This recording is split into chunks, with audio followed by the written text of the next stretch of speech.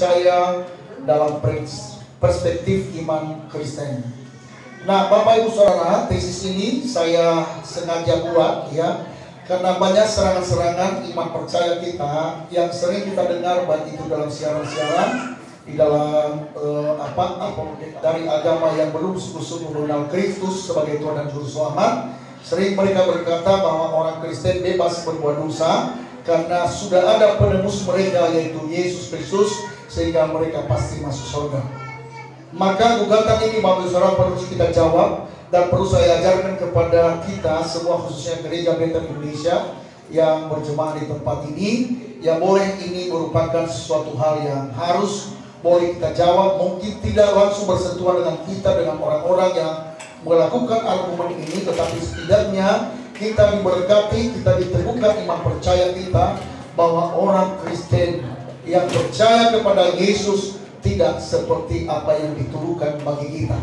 Nah, oleh sebab itu pada kesempatan ini saya mengundang kita untuk membuka Alkitab kita di dalam 1 Yohanes pasal yang pertama, ayat yang ke-5 sampai dengan ayat yang ke-10.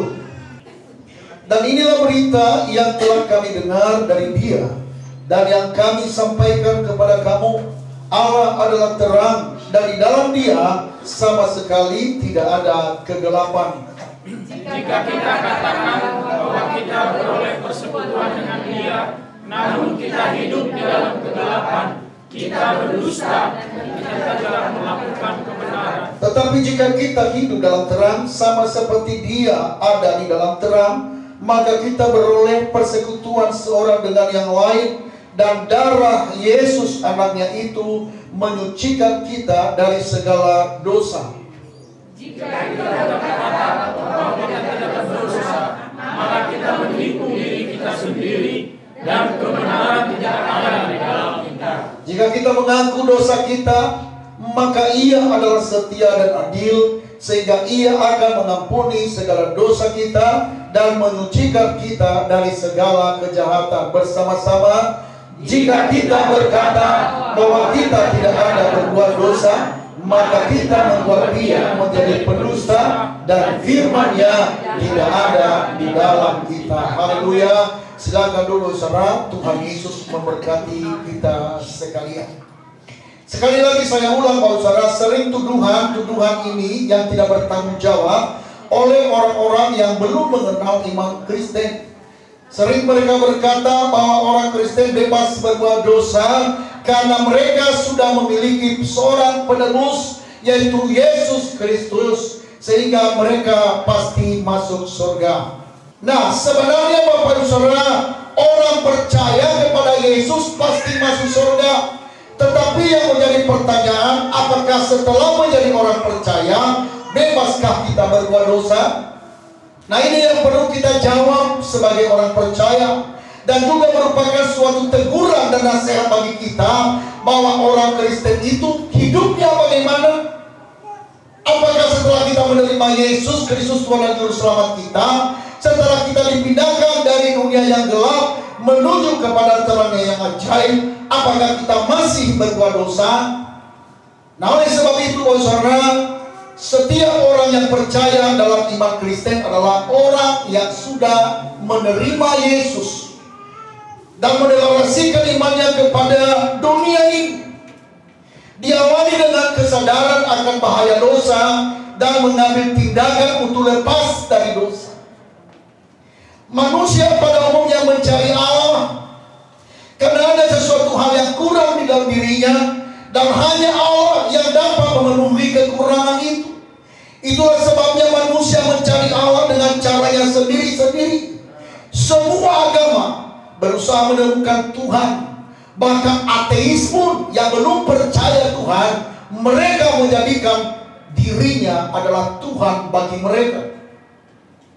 Namun dalam ajaran Kristen, Allah mencari manusia yang berdosa untuk diselamatkan, bukan manusia yang mencari Allah.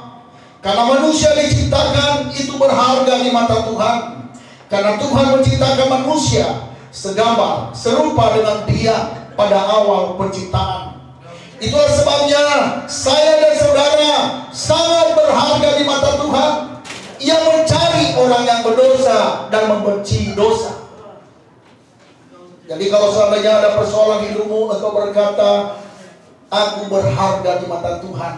Jangan sebaliknya engkau main kuku jari, engkau berkata bahwa aku tidak dipandang oleh Tuhan lagi. Aku orang yang hina. Aku bukan lagi orang yang sudah benar, tetapi aku sudah orang yang berdosa. Dengar Bapak Ibu Saudara, pada waktu engkau mengambil tindakan untuk lepas dari dosa, pada waktu engkau memandang salib Kristus dan engkau menerima Yesus sebagai Tuhan dan Juru Selamatmu, tidak ada yang mustahil bagi Tuhan untuk supaya engkau dibenarkan di hadapan Tuhan. Tidak ada dosa yang terlalu besar bagi Tuhan sehingga Ia tidak bisa mengampuni kita. Tetapi yang benar adalah sekalipun dosamu semerah kerbiji, sekalipun merah seperti kain kesumba, tetapi Ia sanggup menyucikanmu dengan darah-Nya yang kudus yang telah tercurah di kayu salib sebagai pendamai bagi dosa-dosa kita. Dengan demikian manusia harus menerima Yesus dan percaya kepada Anaknya itu, karena hanya Yesus yang telah ditentukan oleh Allah sebagai jalan pendamai akan dosa-dosa kita. Jadi tidak ada alternatif untuk memperdamaikan kita dengan Bapa, karena firman Tuhan berkata bahwa hanya Yesus yang ditentukan oleh Allah sebagai pendamai bagi dosa-dosa kita ini. Ini bisa kita lihat di dalam Roma pasal 3 ayat 25 berkata, Kristus Yesus telah ditentukan Allah menjadi jalan pendamai karena iman. Dalam darahnya, hal ini dimuatnya untuk menunjukkan keadilannya, karena Ia telah membiarkan dosa-dosa yang telah terjadi dahulu pada masa kesabarannya.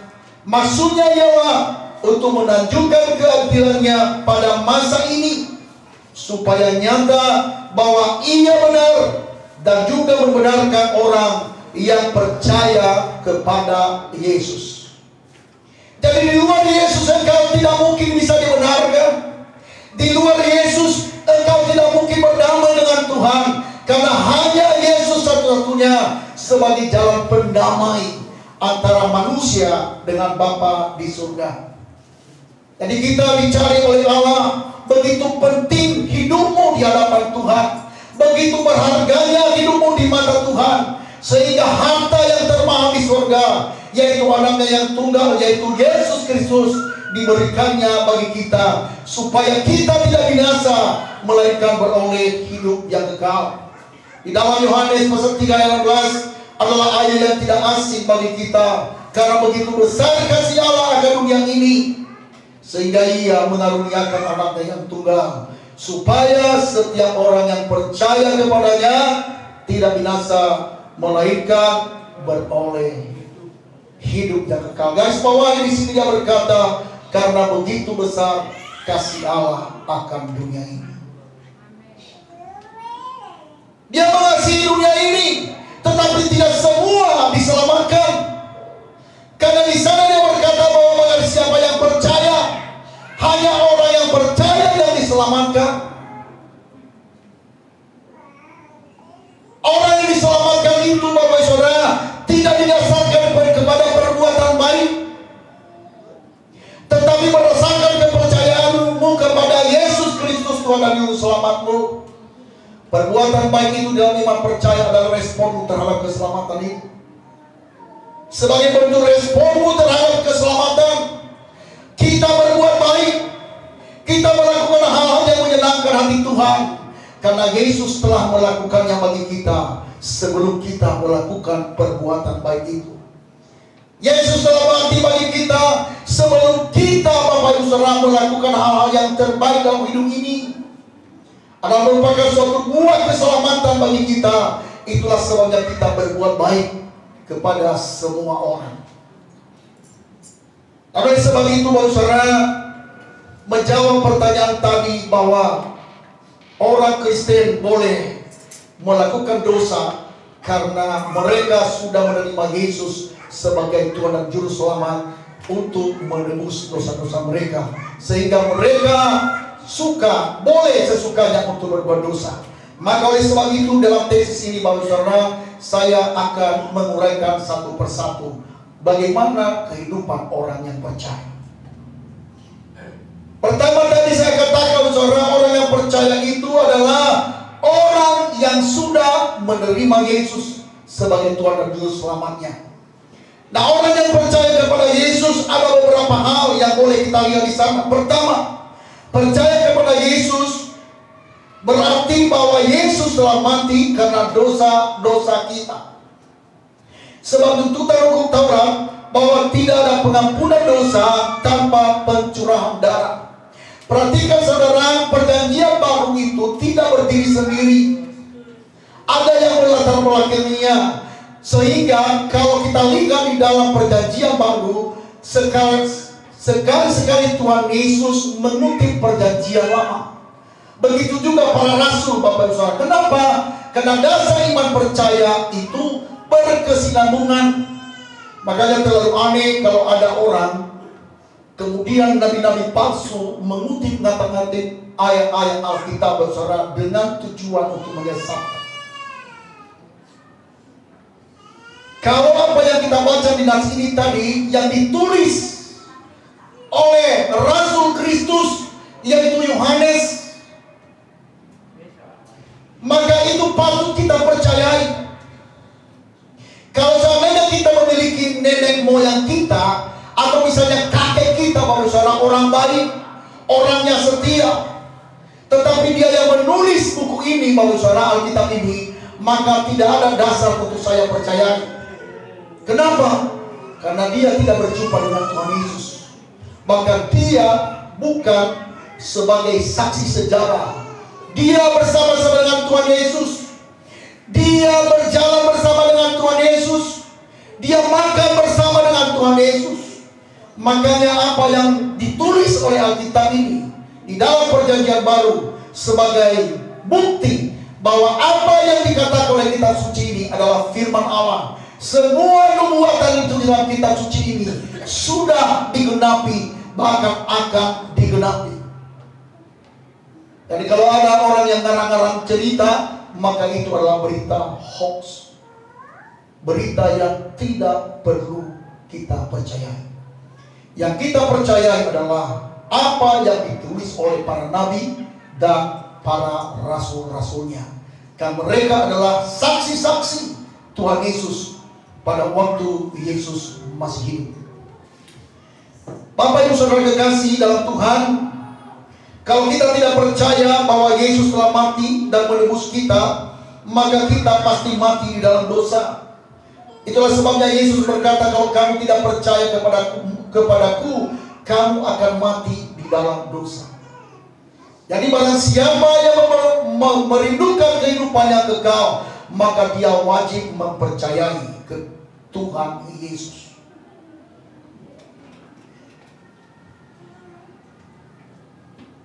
Sekalipun Anda berbuat baik, kalau Anda tidak percaya kepada Yesus, maka tidak mungkin kita bisa berdamai dengan Allah. Karena pada waktu manusia jatuh dalam dosa, maka manusia telah berseteru dengan Tuhan. Dan oleh sebab itu tidak ada cara lain. Di dalam perjanjian lama, setiap orang yang berdosa harus mempersembahkan korban untuk penebusan dosa. Itulah sebabnya kitab suci mengatakan bahwa setiap tahun imam besar masuk di dalam ruang maha kudus untuk membawa darah anak domba yang tidak bercacat dan tidak bercela, untuk berdoa untuk penghapusan dosa umat Israel. Tetapi bagi kita setelah Yesus datang ke dalam dunia ini, maka darah anak domba Allah yang tidak bercacat dan tidak bercela itu dipersembahkannya. Dia adalah imam besar kita. Dia yang bersyafaat di hadapan Tuhan dengan membawa darahnya sendiri, dan hanya satu kali sampai selama-lamanya. Itulah sebabnya kita wajib percaya kepada penebusan Yesus di kayu salib yang telah menghapus dosa manusia. Sering kalau kita berdebat dengan orang-orang yang atau bisa memberitakan Injil kepada orang-orang yang belum percaya, sering kita berkata bahwa di dalam Yohanes pasal 14 ayat 6, Apa yang dikatakan di sana? Akulah jalan dan kebenaran dan hidup. Tidak ada yang datang kepada Bapa kalau tidak melalui aku. Artinya bahwa hanya satu-satunya Yesus yang wajib dipercayai untuk boleh memperoleh kehidupan yang kekal. Percaya kepada Yesus juga sekaligus percaya akan kebangkitannya, bahwa Ia telah mati dan telah bangkit untuk memberikan kepada kita kemenangan. Dan kebangkitan Yesus memberikan kepada kita jaminan bahwa dosa tidak lagi berkuasa atas kita. Tuhan Yesus telah memberikan kepada kita kemenangan, dan ini adalah awal dari kekristenan itu, yaitu saat Yesus telah bangkit dan antara orang mati. Percaya Yesus, setiap orang yang percaya harus mempercayai pertama bahwa Yesus telah mati bagi kita, dan yang kedua adalah bahwa Yesus telah bangkit dari antara orang mati. Adalah merupakan suatu jaminan bagi kita bahwa Tuhan Yesus telah mengalahkan maut, dan maut tidak berkuasa lagi atas kita. Segala kutuk dosa sudah diselesaikan di kayu salib. Pada waktu Yesus mati, Bapak Ibu Saudara, iblis senang. Dia tertawa, dia berkata dia menang. Tetapi pada waktu Yesus bangkit di antara orang mati, maka iblis tidak memiliki masa depan, karena semua sudah dikelakkan oleh kemenangan Yesus yang telah bangkit dari antara orang mati. Saudara kekasih dalam Tuhan, kekristenan itu dimulai dari sini. Pada waktu Yesus telah bangkit dari antara orang mati. Kalau Yesus tidak bangkit dari antara orang mati, maka sia-sialah pemberitaan rasul-rasul, dan sia-sia juga kepercayaan kita. Tapi bersyukur kepada Tuhan karena Yesus telah bangkit dari antara orang mati. Sehingga Rasul Paulus berkata, yang ku kehendaki adalah mengenal Dia, mengenal Yesus dan kuasa kebangkitannya, yang memberikan kepada kita jaminan hari esok.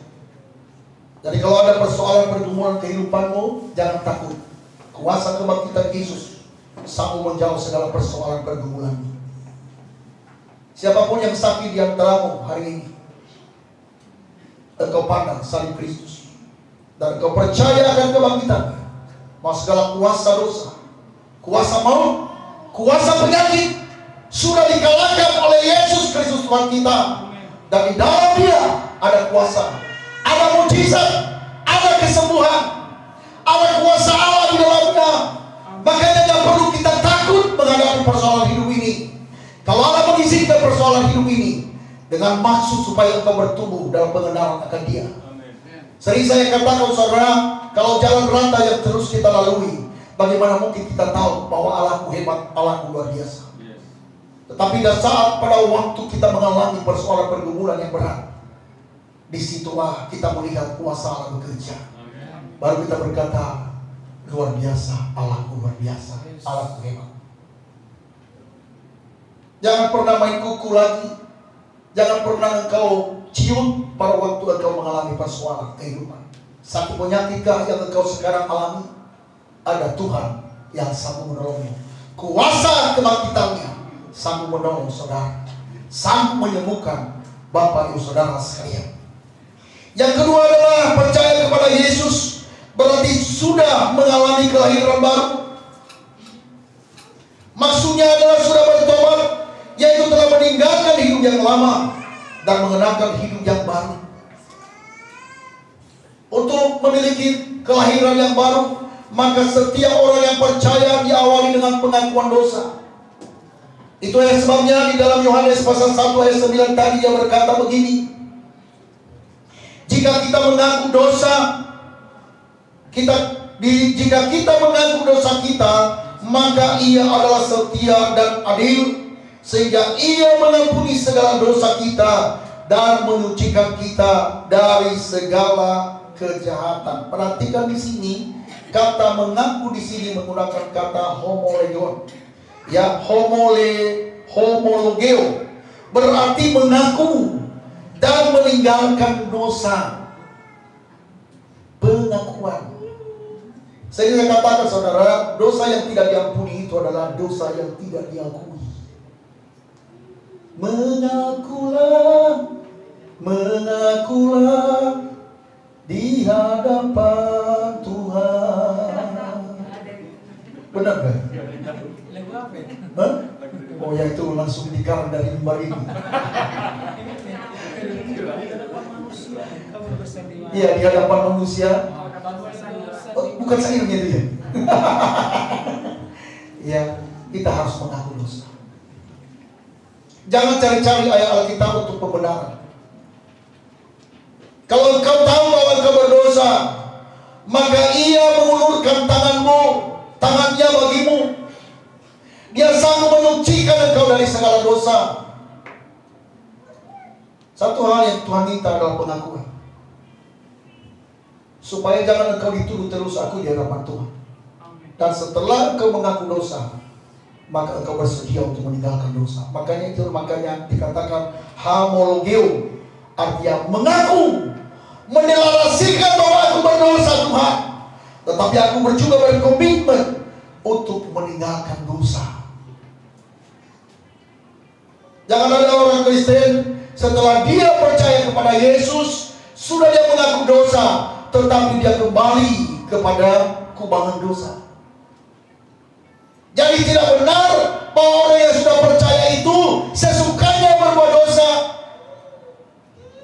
Ingat, Yesus telah mati bagi kita dan tidak boleh kita menyalibkan dia yang kedua kali. Jangan engkau salibkan Yesus untuk kedua kali. Cukup satu kali saja dan untuk selamanya. Jangan engkau berbuat dosa lagi. Seorang pezina yang ditangkap basah oleh orang-orang Farisi dan ahli Taurat, mereka bawa di hadapan Yesus. Guru, kalau di dalam kitab Musa, harusnya orang yang tertangkap berzina itu harusnya dilempar batu. Tapi bagaimana pendapatmu untuk menguji Yesus? Maka dalam hal ini saya kagum akan jawaban Tuhan Yesus yang berkata, siapa di antara kamu yang tidak berbuat dosa, maka ia yang pertama melempari siapa? Melempari perempuan yang tertangkap berzina. Lalu mereka di situ semuanya tidak ada yang berani, karena mereka tahu bahwa mereka berdosa. Makanya di antara kita jangan pernah kita menghakimi. Amin ya. Oke, serahkan, doakan. Gak boleh kita menghakimi. Kita bukan hakim. Ya, kalau kita hakim berarti kita bukan penurut hukum. Ya, tapi yang benar adalah kita harus mendoakan mereka yang ada di dalam dosa. Nah, Bapak Ibu Saudara sekalian dalam Tuhan, ya, hidup kita harus kita deklarasikan pengakuan kita di hadapan Tuhan. Nah, kebetulan ada anak saya di sini, namanya Gabriel. Suatu waktu Gabriel itu melakukan hal yang salah dan dia sembunyikan di hadapan saya. Nah, kebetulan Esther dia udah tahu kesalahan abangnya. Suatu waktu saya pulang ke rumah, si Esther dia menyambut saya biasa, anak itu kalau itu dia langsung peluk saya. Lalu dia bisikin, tapi tahu nggak abang Gabriel? Didengarlah abangnya yang bilang. Langsung abang Gabriel langsung, jangan deh. Nah, akhirnya Esther bilang, ya udah, kalau saya nggak lapor sama papi, kamu harus menyambut supaya jangan saya laporkan sama papi kesalahan. Dan terus dibuat seperti itu. Akhirnya Gabriel tadinya anak yang lebih tua dari dia, akhirnya dari muda adiknya. Jadi hamba adiknya maksud saya. Diperintahkan nanti oleh Esther nantinya cuci WC, dia cuci. Bersihkan kamar mandi, bersihkan itu tempat tidur, dia bersihkan. Dia tunduk sama Esther karena dia takut di rahasia. Akhirnya karena aku kasihan sama Gabriel, saya bilang sama dia, nah, apa sih yang kamu lakukan?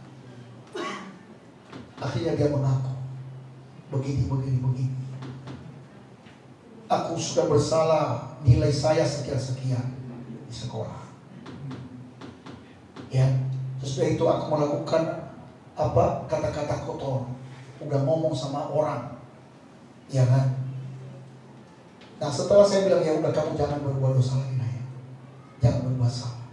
Akhirnya apa? Esther bilang, laporin sama Pak, laporin aja, saya panggil udah tahu.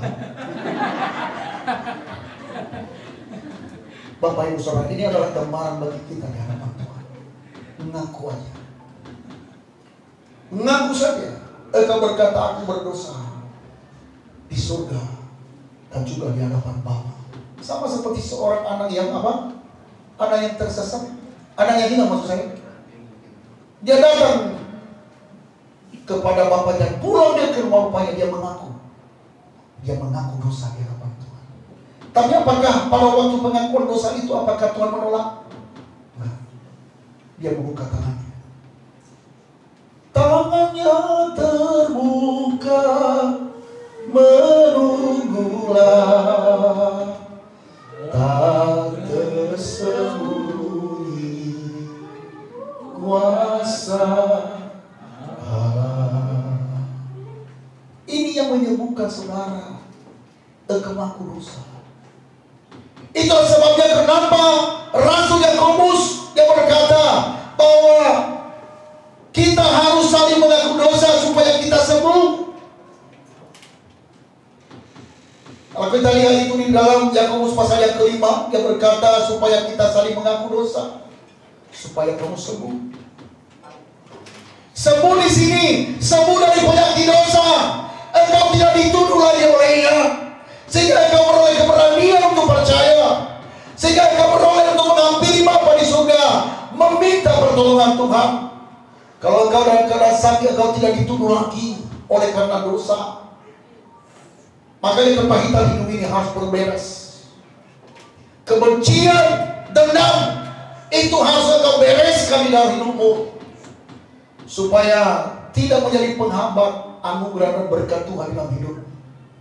Ada banyak orang yang sakit karena stres. Kenapa? Karena berdosa.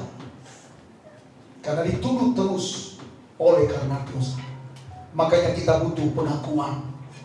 Makanya Yesus ada dalam firman Tuhan ini, dia berkata begini, jika kita mengaku dosa hamoleo kita, maka ia adalah setia dan adil, sehingga ia mengampuni segala dosa kita dan menyucikan kita dari segala kejahatan. Kita diampuni supaya kita beroleh kesucian,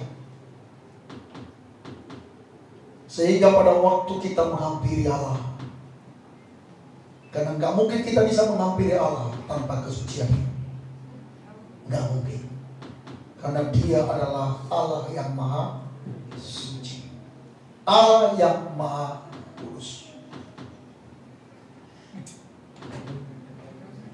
Hidup yang baru adalah bahwa orang yang telah hidup dalam Yesus.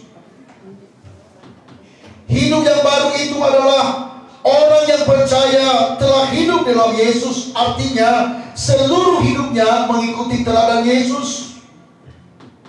Jadi setiap orang yang percaya wajib meneladani Kristus. Jadi tidak ada lagi alasan bagi kita setelah kita percaya lalu kita terus berbuat dosa. 1 Yohanes pasal 2 ayat yang ke-6, barang siapa mengatakan bahwa ia ada dalam Dia, ia wajib hidup sama seperti Kristus telah hidup. Orang yang percaya itu sudah ada di dalam Kristus. Dan kalau kita berkata bahwa aku sudah ada dalam Kristus, maka bisa nampak dalam hidup kita. Kita wajib mengikuti teladannya. Keteladanan Kristus itu yang menjadi warna hidup kita, gaya hidup kita. Pikiran dan perasaan kita mengikuti pikiran perasaan Kristus. Kalau kita mengasihi seperti Yesus mengasihi. Ada yang itu berkata, berikanku hati seperti hatimu, berikan aku mata seperti matamu. Di sini apa gambar sebagai orang yang percaya.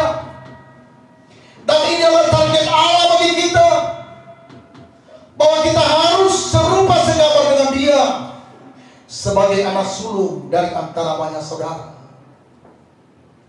Kita harus mencontoh keteladanan Kristus.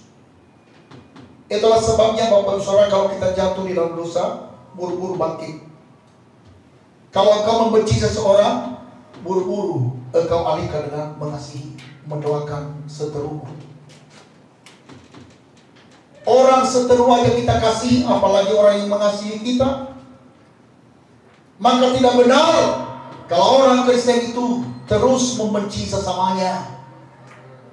Tapi yang benar adalah kita harus mengasihi Tuhan dan juga mengasihi sesama.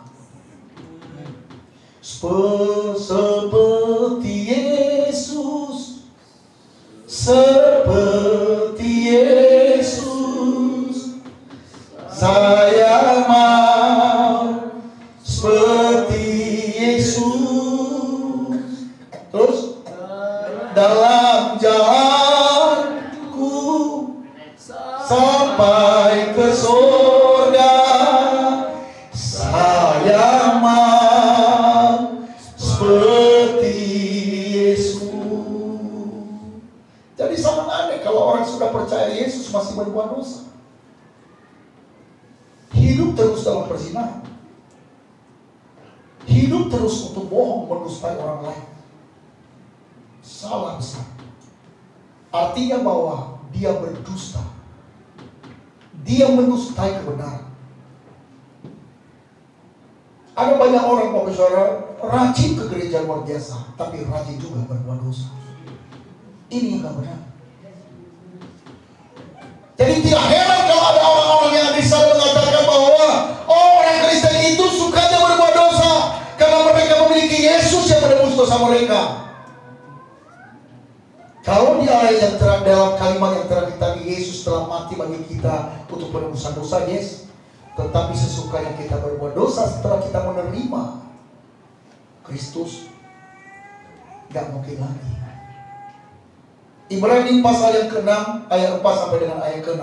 Boleh ditampilkan ayat? Sebab mereka yang pernah diterangi hatinya, yang pernah mengecap karunia surgawi, dan yang pernah mendapat bagian dalam Roh Kudus, ayat ke-5, dan yang mengecap firman yang baik dari Allah dan karunia-karunia dunia yang akan datang, ayat ke-6.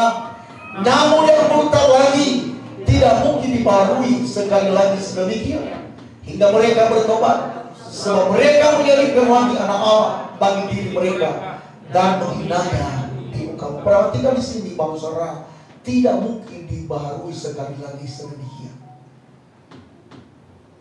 Makanya kalau kita sudah menjadi orang yang percaya, sudah menerima Yesus, harus terus sungguh-sungguh. Tidak boleh hanya separuh-separuh, dua kaki. Satu kaki untuk surga, satu kaki di dunia. Jadi tidak boleh berbuat dosa lagi. Ya, karena kita tidak mungkin lagi untuk melakukan hal-hal dengan sengaja berbuat dosa.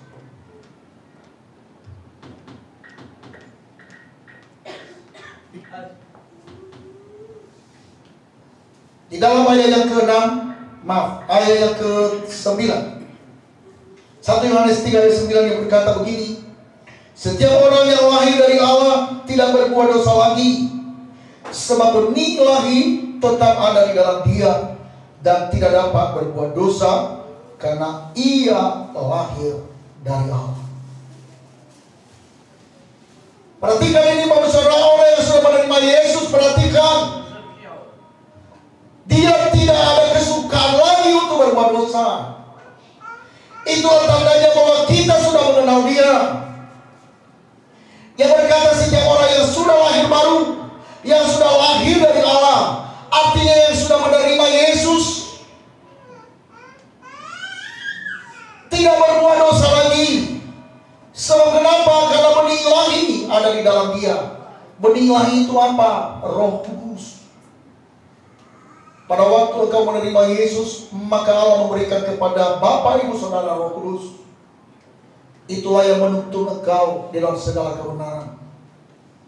Terkecuali kalau engkau terus memberontak terhadap Roh Kudus, engkau mendukakan dia setiap hari, maka akhirnya rohmu mati. Pada waktu roh kita mati, artinya sudah terpisah dari Allah. Makanya kalau sudah dinasihatin oleh firman Tuhan, tetap juga berbuat dosa, lama-lama engkau mati rohani.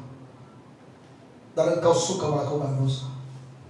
Boleh engkau rajin bergereja, ya, boleh engkau rajin untuk melakukan ini itu, tetapi kematian rohani, artinya engkau terpisah dari Allah.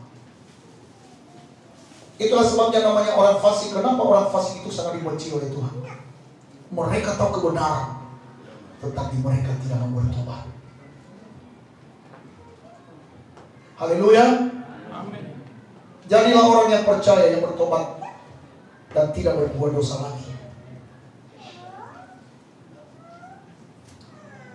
Orang-orang yang lahir dari Allah tidak berbuat dosa lagi, tetapi sebaliknya ia mengerjakan pekerjaan yang baik.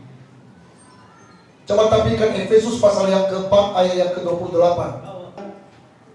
Perhatikan ini Bapak Ibu Saudara, ini sering saya tampilkan ini kepada Bapak Ibu Saudara, arti pertobatan. Perhatikan, kita baca bersama-sama 1-2 ayat. Orang yang mencuri, jangan lagi mencuri lagi, tetapi baiklah dia bekerja keras dan melakukan pekerjaan yang baik dengan tangannya sendiri, supaya ia dapat membagikan sesuatu kepada orang yang berkekurangan. Perhatikan di sini. Banyak orang sering mengatakan begini, saya sudah bertobat. Nah, perhatikan, dalam banyak pemahaman bahwa orang yang bertobat itu adalah orang yang sudah berhenti berbuat dosa. Tetapi tidak demikian seharusnya pengertian pertobatan. Perhatikan di sini dalam kalimat pertama, orang yang mencuri jangan dia mencuri lagi, artinya berhenti berbuat dosa. Tetapi tidak cukup sampai hanya Bapak Ibu Saudara setelah bertobat lalu hanya berhenti berbuat dosa. Tetapi dia lanjut dengan kalimat, tetapi baiklah dia bekerja keras dan melakukan pekerjaan yang baik dengan tangannya sendiri. Artinya melakukan proses pertobatan itu terus dikerjakan. Makanya Rasul Paulus mengatakan bahwa kerjakanlah keselamatanmu dengan takut dan gentar. Keselamatan itu Bapak Saudara harus dikerjakan. Betul, keselamatan itu adalah karunia Allah, pemberian Allah secara cuma-cuma, gratis. Makanya kalau ada orang yang bertanya kepada saya, Pak, kalau saya ada orang yang dibaptis di gereja ini, apakah perlu ada namanya uang administrasi? Nih. Tidak ada uang administrasi. Tidak ada.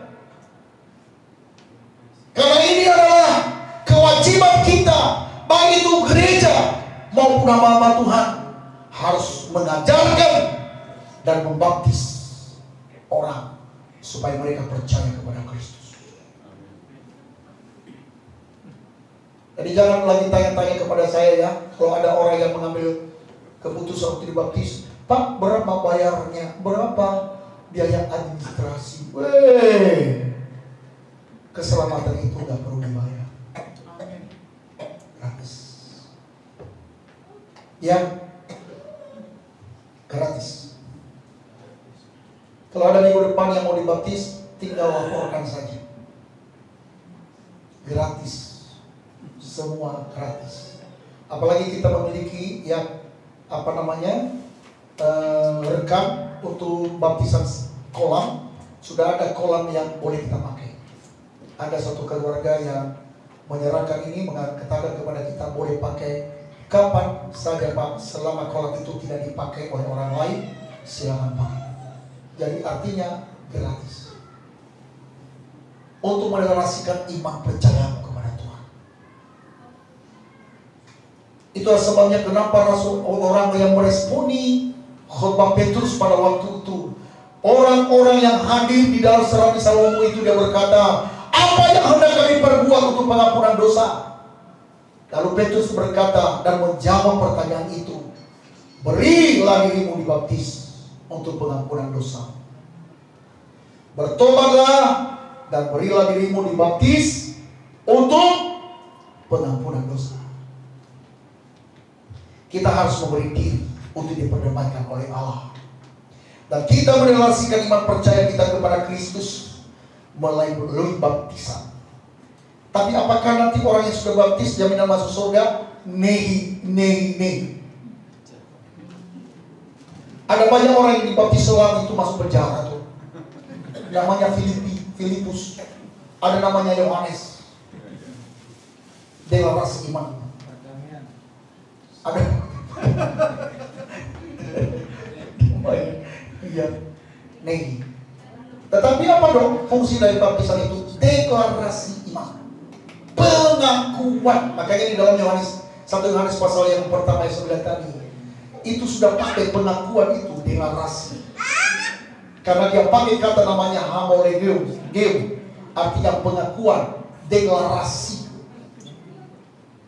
Yang pengakuan. Nah, perhatikan Bapak Saudara di dalam ayat yang kelima, di dalam 1 Yohanes 1 ayat 5. Dan inilah berita yang telah kami dengar dari Dia dan yang kami sampaikan kepada kamu. Allah adalah terang dan di dalam Dia sama sekali tidak ada kegelapan. Jika kita katakan bahwa kita beroleh persekutuan dengan Dia, namun kita hidup dalam kegelapan, kita berdusta dan kita tidak melakukan kebenaran. Jadi kalau orang percaya masih membawa kehidupan gelapnya di dalam kehidupan yang lain baru, maka sesungguhnya adalah pertobatan yang palsu. Jadi kalau ada orang yang bertanya kepada saya, apa ukurannya seseorang sudah bertobat? Apakah karena sudah dibaptis? Nih. Tanda orang bertobat, tanda orang yang sudah bertobat adalah dia tidak hidup lagi di dalam kehidupan gelap. Jadi untuk menjawab pertanyaan yang diajukan ini Bapak kepada kita orang-orang percaya, apakah masih mereka menuduh kita dengan hal demikian? Nah, mungkin lagi. Karena setiap orang yang sudah percaya tidak bisa berbuat dosa lagi. Dia telah menerima pengampunan dosa dan dia wajib meneladani Kristus dalam hidupnya. Amin. Maka kita perlu ada namanya pendamaian akan dosa. Tetapi kalau seandainya saya tidak berbuat dosa lagi, lalu saya menjadi orang yang tidak mengenal Yesus, bagaimana? Apakah saya dapat keselamatan? Enggak bisa. Perbuatan baikmu adalah bagaikan kain kotor di hadapan Tuhan. Semua apa yang terjadi di dalam perjanjian lama adalah merupakan suatu bayangan Kristus datang. Pada waktu malaikat maut melewati Mesir, dia melihat pintu-pintu yang sudah dilumuri oleh darah domba. Jadi setiap pintu-pintu yang sudah ada darah dombanya, maka maut dari anak sulung, kematian anak sulung di dalam rumah itu, mereka terbebas. Jadi barang siapa juga yang menerima Yesus sebagai Tuhan dan Juru Selamat, maka dia tidak melihat dirimu, tetapi dia melihat Yesus yang ada di dalam kamu. Makanya kalau sekolah minggu mengatakan begini, Yesus di dalamku, aku di dalam dia, dia, aku di dalam dia, dia ada di dalamku. Ada nyanyian sekolah minggu demikian. Apa tuh? Ya Yesus di dalamku, ya aku di dalam dia, di dalamku. Jadi kedekatan kita dengan Tuhan itu bukan seperti lagi bagaikan bapa dengan anak, tetapi menyatu. Jadi kalau kehidupan kita tidak hidup dalam kekudusan, nggak mungkin kita bisa menyatu dengan Allah yang Maha Kudus. Tapi kekudusan itu bukan karena hasil pembenaran kita, kebenaran kita, tetapi karena kita dibenarkan oleh anaknya yang tunggal ini.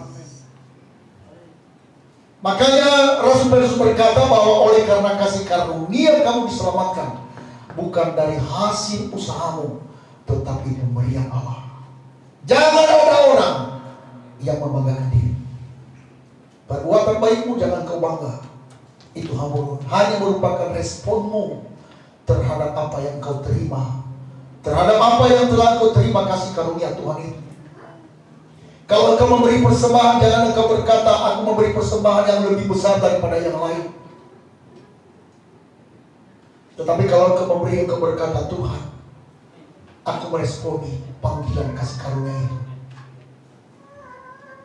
Jangan engkau bangga.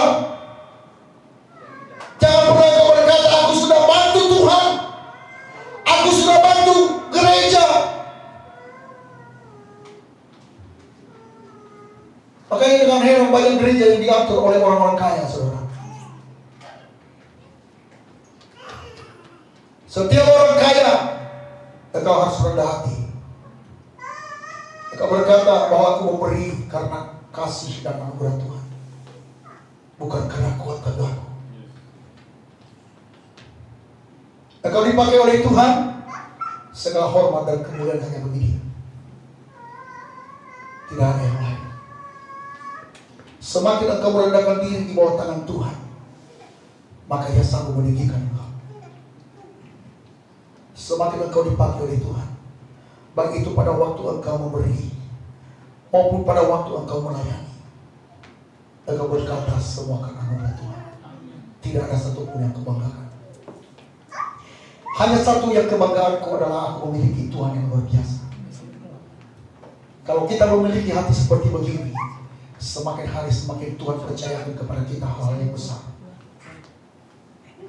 Amin, saudara. Kita harus berdamai dengan Allah. Harus kita mengalami kelahiran baru. Kalau orang yang sudah melayani Tuhan, berarti dia sudah benar-benar percaya. Ingat saudara, pada waktu engkau dalam keadaan ketersinggungan, dalam kelemahan, pada waktu engkau melayani, buru-buru, jangan engkau terus larut dalam ketersinggungan. Engkau harus berkata, Tuhan, aku bukan melayani organisasi. Engkau telah melayani aku terlebih dahulu. Bagaimana aku dapat membalas? Tetapi kalau di dalam hatimu, dan hatiku berkata, aku melayani gembala sidang, aku melayani organisasi, maka gak heran kalau engkau dendam. Tetapi kalau engkau mengatakan bahwa aku yang kulayani adalah Tuhan Allahku yang kulayani, yang telah mati bagiku dan memberi hidupnya, supaya aku tidak turun dihukum, maka kita apapun, mungkin saja kita dalam lemah, bisa saja. Namanya dinamika hidup ini, Bapak Saudara. Kita juga bukan benda mati. Manusia itu adalah benda hidup yang punya perasaan, punya kehormatan, punya nilai. Tetapi kalau hormatan dan nilai kita melebihi daripada nilai yang engkau layani, ini yang menjadi persoalan. Makanya kita harus buru-buru untuk berdamai dengan satu dengan yang lain. Makanya cara menjadi orang yang percaya di dalam ayat yang berikutnya adalah harus memiliki persekutuan dengan yang lain di dalam kesucian dan saling mengasihi. Perhatikan dalam ayat yang ke-7, di dalam nasihat sudah kita baca tadi, dia berkata begini, tetapi jika kita hidup dalam terang sama seperti Dia adalah terang, maka kita beroleh persekutuan seorang dengan yang lain, dan darah Yesus anaknya itu menyucikan kita dari segala dosa. Tapi kita beroleh persekutuan. Jangan hidup untuk diri sendiri. Kita diciptakan menjadi manusia sosial yang saling memerlukan. Suami memerlukan istri, istri memerlukan suami. Orang tua memerlukan anak, anak memerlukan orang tua. Kita berjemaat, kita membutuhkan jemaat. Kita juga membutuhkan para pelayan semua. Saling semua kita adalah diciptakan dalam makhluk sosial yang saling membutuhkan satu dengan yang lain. Itulah sebabnya tidak ada di antara pun kita yang berkata, aku lebih dari yang lain. Kita beroleh persekutuan. Dan ingat di sana bukan hanya persekutuan di sana hanya sekedar persekutuan, Karena di sana dalam kalimat berikutnya berkata, dan darah Yesus yang menyucikan. Berarti persekutuan kita adalah penyucian. Jangan ada untuk saling untung, kepentingan diri, hanya membicarakan keegoan. Tetapi mari kita bersama-sama saling membangun satu dengan yang lain, saling memperhatikan, saling mendorong dalam berbuat baik, sehingga dimanapun kita berada, saudara, kita nggak ditolak. Ada banyak orang Kristen, saudara, di mana-mana menjadi biang kerok.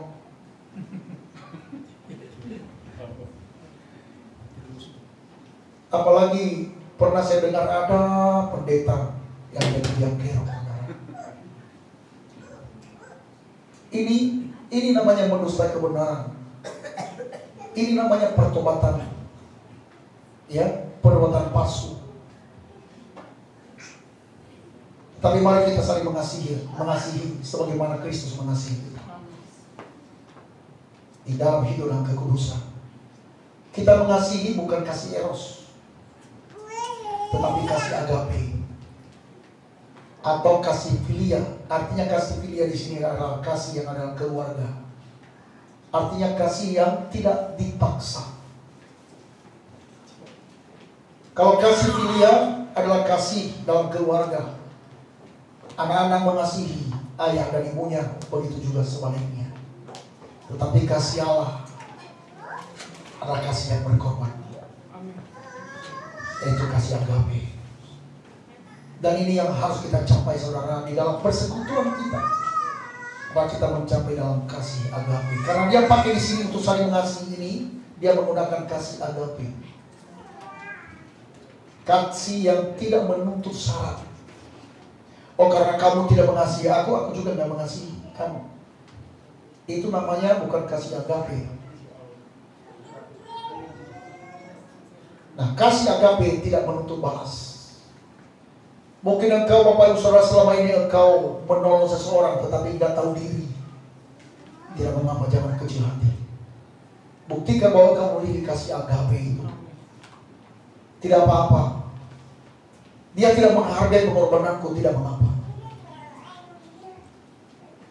Kalau mungkin adikmu engkau sekolahkan, engkau kuliahkan, Bapak Ibu Saudara, tetapi dia tidak bisa membalas kepadamu, tidak mengapa.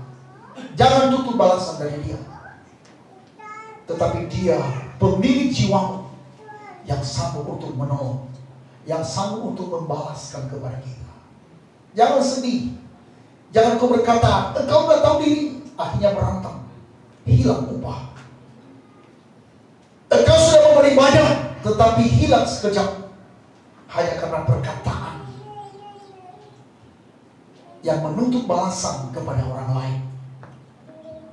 Engkau memberi apapun, kalau kau sungguh-sungguh mengasihi Kristus di dalam hidupmu, maka pemberianmu engkau tidak perlu tuntut balasan. Sebagaimana Yesus memberikan contoh dan teladan bagi saya dan saudara. Di dalam percaya kita, dalam persekutuan kita dengan yang lain, kita harus memiliki buah pertobatan, yaitu buah roh. Barang siapa yang berkata ia percaya kepada Yesus, tetapi dia tidak memiliki buah pertobatan, dia tidak memiliki buah roh, maka itu pun kesia-siaan. Dan buah roh itu dicatat di dalam Galatia pasal 5 ayat 22 sampai dengan 23. Buah roh yang adalah kasih, sukacita, damai sejahtera, kesabaran, kemurahan, kebaikan, kesetiaan, kelemah lembutan, penguasaan diri. Tidak ada hukum yang menentang hal-hal itu. Kita harus bisa menampilkan buah ini, Bapak Ibu Saudara. 9 rasa. Kalau kita berkata aku sudah percaya Yesus, tetapi kalau kita tidak bisa mengendalikan diri, sama aja bohong. Bahkan lewat itu kita menjadi batu sandungan bagi orang lain. Sadar atau tidak sadar, saudara, kalau kita menjadi batu sandungan bagi orang lain, kita sudah menjadi penghambat orang bertobat. Dan kita akan dituntut nanti di dalam pengadilan Allah. Amin. Amin. Haleluya. Dalam kesimpulan apa yang saya sampaikan hari ini, pertama adalah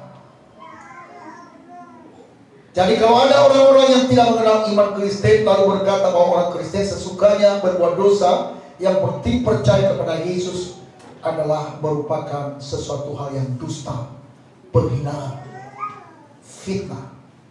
Karena sebaliknya orang Kristen yang sudah percaya, dia tidak berbuat dosa lagi, karena benih ilahi ada di dalam dia. Dan yang kedua adalah setiap orang yang percaya jangan lagi berbuat dosa, memiliki komitmen bahwa saudara tidak kembali kepada kubangan dosa. Karena saudara telah dibayar dari hutang dosa. Tuhan sudah melupakan dosamu, karena Ia telah membiarkan dosa-dosa yang telah terjadi dahulu pada masa kesabarannya.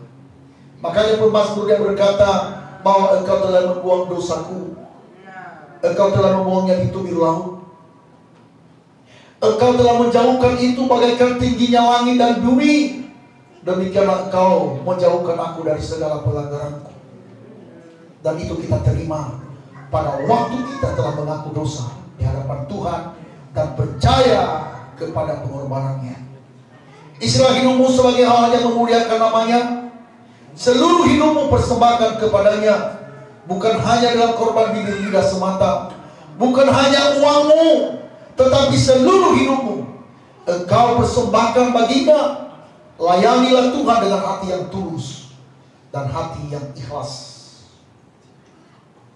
Dan bersyukurlah selalu bahwa Ia telah memberikan kepada kita jalan keselamatan, yaitu satu-satunya melalui Yesus Kristus. Percaya kepadanya dan kasihilah Dia dengan segenap hati, segenap jiwa, segenap kekuatan, dan segenap akal budi. Dan kasihilah sesama manusia seperti dirimu sendiri. Tuhan Yesus memberkati kita sekalian. Amin. Haleluya.